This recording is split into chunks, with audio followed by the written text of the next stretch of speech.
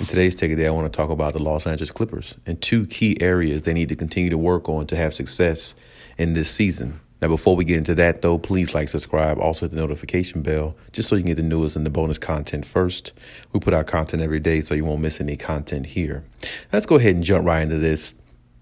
In this video, I also want to talk about, the game the Clippers had last night, the Trailblazers versus the Clippers. I want to give a little recap on that as well, just a little heads up. But now let's go ahead and get into what we are going to discuss. Now, the Clippers, they did pull off a victory last night. It was a convincing win. It was by, I think, 30 points or so. It was a very easy win. Seemed like for them, it just was a blowout. Damian Lillard looked gassed, or he looked tired, or he just didn't look in it. Damian Lillard just didn't look right for a couple of quarters. I looked at him at least. And, I don't know. I think the Clippers, the way they played them was perfect. And Damian Lillard not having his best game, that definitely, helps as well.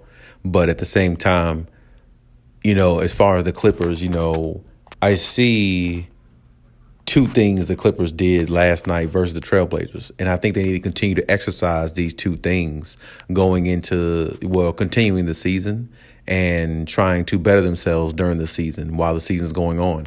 And one of the things that I feel like that I saw last night that I wasn't seeing the first two games, it's almost like they adopted what Golden State is doing, which is ball movement. I mean, the Clippers last night, there was several times I looked and just noticed and keyed in on some things, and the ball movement was sharp. I mean, they were moving the ball from side to side. Everybody was unselfish. You take the shot if you had it, but there was some good play. I mean, it wasn't a whole lot of plays like that, but it was a lot of good plays where the ball was moving and it wasn't staying stagnant. And that's what the Clippers need. That's one of those key areas I think the Clippers need to keen in on, because when you're missing superstar players like, a Kawhi Leonard, somebody like a transcendent elite player like a Kawhi Leonard or somebody like that, he makes up for a lot of things you don't do right. So now the things you do wrong are magnified times two.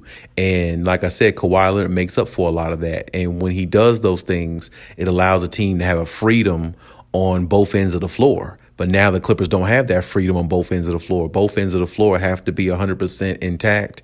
And the Clippers are going to have to, find a way to continue that attack and continue going down this path of utilizing ball movement as one of their key elements. Because when they move the ball, the efficiency, a lot of times goes up. When you move the ball like that, the efficiency in regards to like the shot making and the shot taking, you take high percentage shots when the ball movement is crisp and sharp.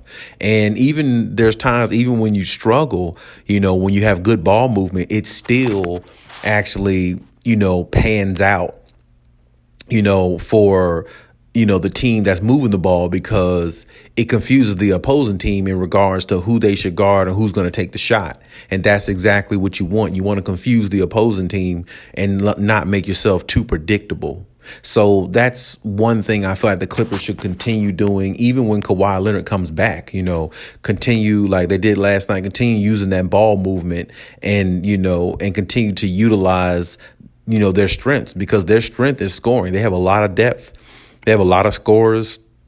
They have a lot of people who can put the ball in the basket. So the more ball movement you have with a team who has a lot of depth, it's only going to make them a deadlier team as the season goes on. It's only going to make them more, harder to beat, because everybody in the rotation is going to feel like they have an opportunity to score. And when the ball movement is sharp like that, everybody is eating. Everybody is getting getting the just out the game. Everybody is feeling engaged. And that goes to my second point, key area I feel like they need to continue to remember and think about when they step on the floor every night. They need to distribute the wealth, because if you look at last night's game with the Portland Trailblazers, Paul George only had 16 points. Paul George struggled. He didn't shoot well. He had a poor shooting percentage night, but it really didn't matter, because the ball movement was so good. It's almost as if him struggling, he had the necessary help that he needed to help to get them over the hump. And like I said, the second crucial point to all this is distributing the wealth. If they can find a way to get, if Paul George can average 25 to 28 points a game and get 15 to 17 out of Morris when he's there, 15 to 17 out of Reggie Jackson, Luke Kennard had 24 points last night. I think he was like the leading scorer for the Clippers, which was, shocking to me. But still, it was just his night. He had a lot going for him, and I definitely got to give him credit on that. He definitely looked $64 million worth, last night. So, not saying that's the only night he looked that way, but I mean, that's one of the most relevant that I can remember, since seeing him in the Clippers jersey. So my thing is, if they just learn to distribute the wealth and get consistency, efficiency out of distributing the wealth, I think that's going to help them, be a much better team going against the juggernaut teams, the teams who are really going to challenge them. The Portland Trailblazers are not going to challenge you, but so much because it's all about CJ and Dame. And when they play poorly, it's like, the end of the world for them because they don't really play that good a defense. They don't really have that many good defenders, if any at all, really. And, they're just one of them teams that's like trying to stay afloat to me. And that's just the way I see them. Are they a decent team? Yeah, the Portland Trailblazers are a decent team. But at the same time, like I said, I felt like the Clippers yesterday, like when I said in the preview, I felt like the Clippers were definitely going to beat them because the Clippers got more talent than they have on the offensive end and defensive end, if you ask me. So it's just one of them games where the Clippers had everything going for them and everything worked out. But like I said, definitely pay attention to that ball movement and pay attention, to that distributing the wealth, because a lot of times when you're in these games, it can't be Paul George have 40 and everybody else have 10 apiece, or 10 or 5 or under double digits. You see what I'm saying? Like it's not a good recipe, especially when you're missing, star power type players. They don't have Serge Ibaka. They don't have Kawhi Leonard. You know what I'm saying? So when you missing two key elements like that, especially one of the elements is an elite key element in Kawhi Leonard, you have to be able to distribute the wealth and you have to be able to get consistency and efficiency on offense. That's just that's the only way it's really going to work for the Clippers. See, if Paul George averages 30 points a game or 32 points a game, something like that, the Clippers are probably not going to win a lot of those games because Paul George is doing the blunt of the work and everybody else is just standing around watching him rather than having ultimate ball movement go through everybody's hands. Everybody touches it and find the best high percentage shot in the situation. It might not always be Paul George. It might be a Luke Kennard like it was last night. It might be a Terrence Mann. It might be a Marcus Morris. You see what I'm saying? It might be a Nicholas Batum or somebody who has more of a high percentage shot. That's what the Clippers need to do. They need to find more higher percentage shots and continue to do it throughout the season. Not have Paul George drop 30, 40 points a game and everybody else is scoring minimal and you're finding yourselves, in a 2-3 point game in the fourth quarter with a minute and 8 seconds or 10 seconds to go, and you're playing a team like the Sacramento Kings, even though the Sacramento Kings are a decent team, but that's a team you should be able to beat. You know what I'm saying? Like Portland, that's a team you should be able to, I feel like the Clippers should beat Portland when they play them again Thursday or Friday this week. I feel like they should beat them again. I feel like they should go in there and show their true colors again. Maybe not beat them by 30, but they still should at least beat them by double digits, beat them by 10 points in my mind. But like I said, it's all about how the Clippers are going to play in every game. They have to mimic it every game the same way. Don't play a game like last night and you got 4 or 5 people in double figures and go to your next game and Paul George got 40 points and only one other person besides him is in double figures. Don't have it like that. I mean, that's just not the way the Clippers are going to win. They're only going to win if the wealth is evenly distributed. I'd rather Paul George have 24, 25 points. And like I said, Reggie Jackson has 20 points. Marcus Morris has 20. Luke Kennard has 14. Terrence Mann has 14 off the bench. See, that's evenly distributing the wealth to where you're going to get the max out of all your players. Everybody mentally feels engaged. Everybody feels like they're chipping in. Everybody feels like they're helping and assisting. And if you implement that going forward this whole season, when you add Kawhi Leonard back, the ball movement is going to be sharp, and adding him back into the mix, they'll be able to, revert and use that along with Kawhi Leonard coming into the lineup with the ball movement and everything. And then when they get in crucial situations, put the ball in Kawhi Leonard's hands and let him take over, just as he did last year in the series versus Dallas or anything like that. That's what Kawhi is there for. He can do things like that. But, passing, distributing the ball is going to be their main thing. They're going to have to basically play like the Golden State Warriors. And that's the reason why the Golden State Warriors are playing this way with all the ball movement and everything they're doing, because they know they're missing Klay Thompson, and they're missing James Wiseman too. But at the same time, Steve Kerr implements ball movement because it confuses teams on the defensive end of who's going to score and where is it going to. So it doesn't look so predictable, like Stephen Curry is going to take all the shots. And that's what the Clippers need to do. You don't have Kawhi Leonard. You can't make it so predictable. Like Paul George is going to drop 30, 40 every game, and everybody else is just going to be minimal scoring and watching Paul George do his thing. You're making the game too predictable. And this is the reason why I said the distributing the wealth is more of a key element than actually, the first point I made, in regards to, how they play with the ball movement. Even though both of those points go hand in hand, you can't really have one without the other, or one needs to be implemented with the other, I should say. But ball movement is important, but I definitely would say distributing the wealth, getting contributions out of players on the bench along with your starters is going to be a factor. It's going to be key.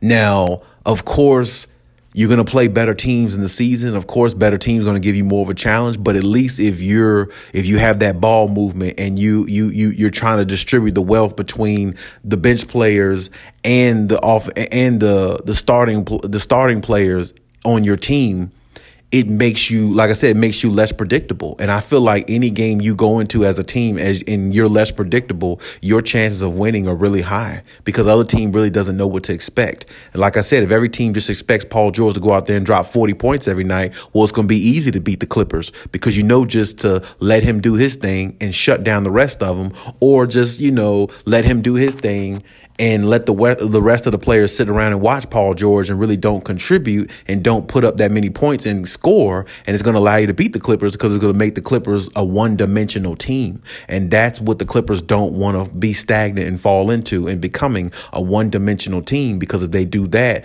I promise you they're not going to be a good team this season. They're going to struggle a lot, and it's going to continue to rain on them rather than the sunshine, come out and shine on them. That's just the way it is. That's just how basketball goes. Even if you have your great players, ball movement is good. Even if you have your best players, efficiency, high percentage shots, and, distributing the wealth is always good. I mean, anytime you look at a stat sheet, when you look at ESPN or wherever, when you see the first 5 names in the stat sheet, if all of them got double digits, usually 10 points or better, usually that team wins, because it's almost like you're playing systematic basketball to the point where everybody's touching it, everybody's engaged, everybody is in the game, and everybody's ready to do their part. And when you have everybody engaged like that on the offensive end and everybody's touching the ball, well, you know what that does? It makes them want to play harder and put more pressure on the opposing team on the defensive end. It just makes them want to, because it's like, oh man, I feel like I'm in the game. I feel like I'm contributing. We're moving the ball. We're looking good. We're on point. Let me go over here and make a defensive play or dive out of bounds, dive for a loose ball, try to dive for this, loose ball that's going out of bounds, even though I'm going to jump into the second row or something like that, or, anything. This is what I'm saying. When you're doing things right on the offensive end and moving the ball and everybody's sharing, everybody's touching, everybody's getting their point across, if everybody's doing their part, it just makes the defensive end much more easier to play because everybody wants to contribute on the offensive end. But if they see that going well, it's going to make the players want to contribute on the defensive end as well. And when you have players in there like Isaiah Hartenstein, hype players like that who gets the team, going in regards to his energy, just watching him and everybody's moving the ball, it makes players like him, the younger players, Brandon Boston, him, Isaiah Hartenstein, Scrub, whoever, it makes all the younger players want to come out there and play the game the right way as well, because you have to lead by example, and leading by example is on both ends of the floor. So ball movement, efficiency, all those things will help you win, and it'll help the young players mentally develop into who they need to be and how they need to play and approach the game every time they step on the floor, because they're seeing you as the older guys on the team or the veterans leading by example, playing basketball the right way. And like I said, that's exactly what Golden State is doing. Golden State is moving the ball so much, it's allowing the Jordan Pooles and the Damian Lees and all those other type guys, Toscano Anderson, those type players, it's allowing them to play good within that system of how they're actually doing it.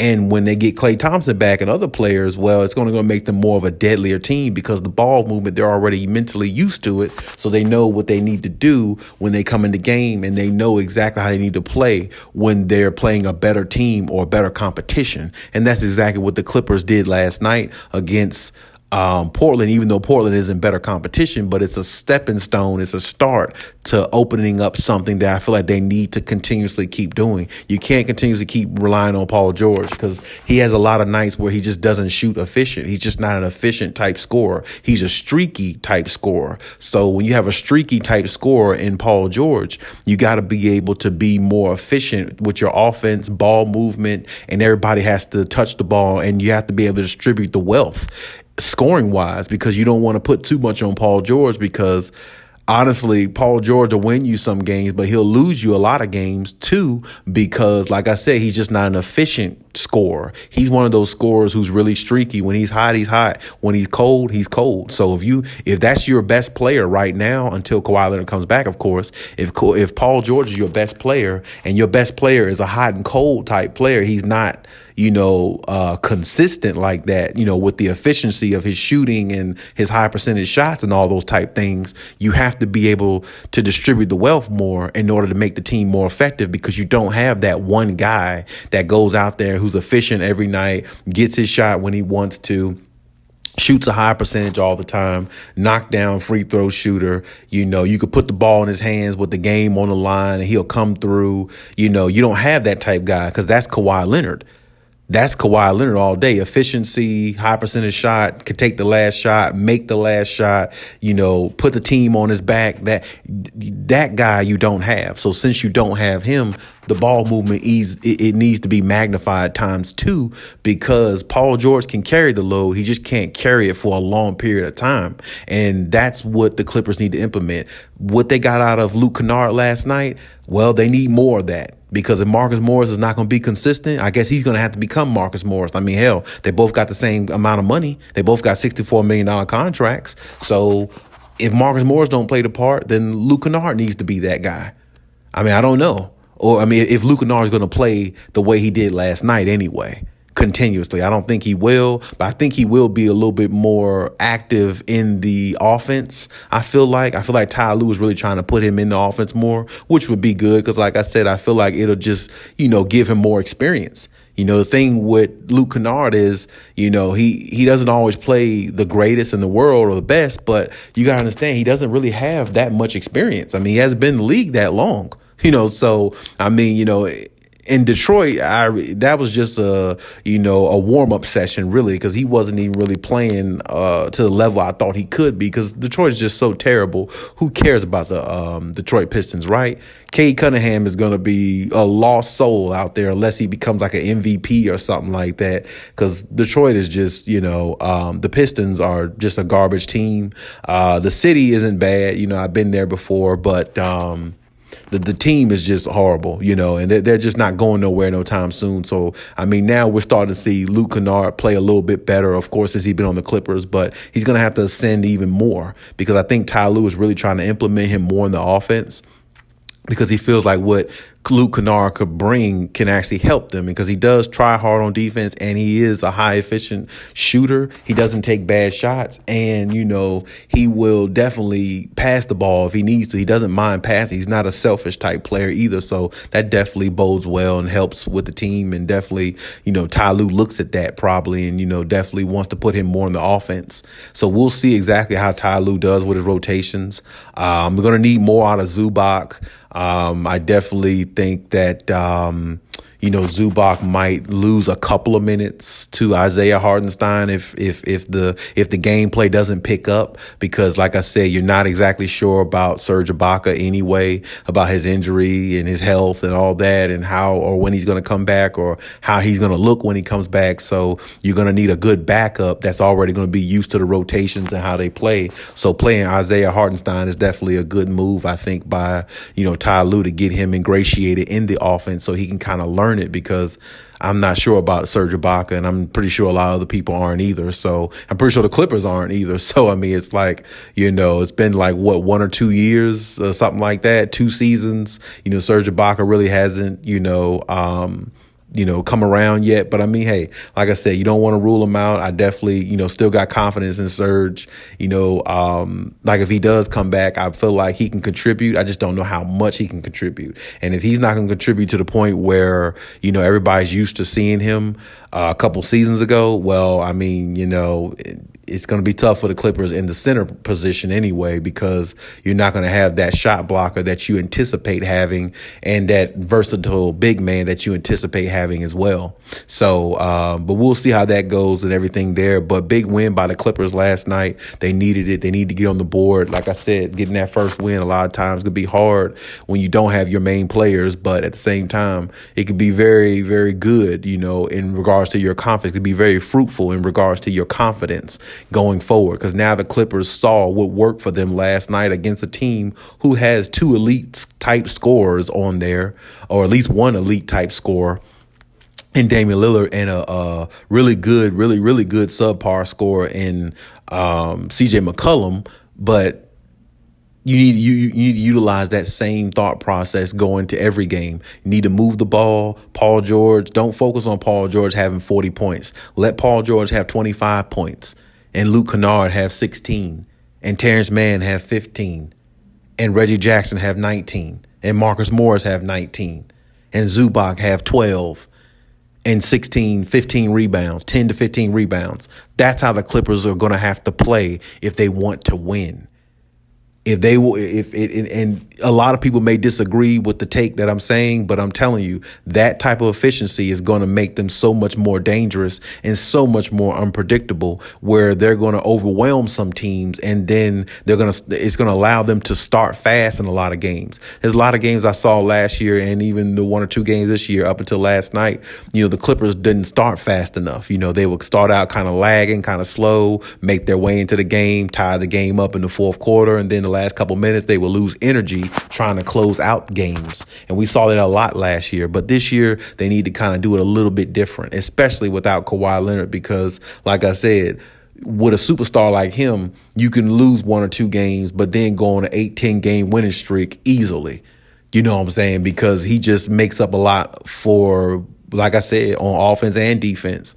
And when you have a player like that, it just makes life so much easier for everybody to, play the game and comprehend it from a different level, because he takes up a lot of the space and he takes a lot of shots that a lot of the players on the Clippers are probably scared to take or don't want to take, because they don't want to be the guy who, lost the game for them or something like that. So Kawhi Leonard not being around, everybody not only has to step up, but everybody has to, touch the ball, and everybody's got to eat. That's just the way it is.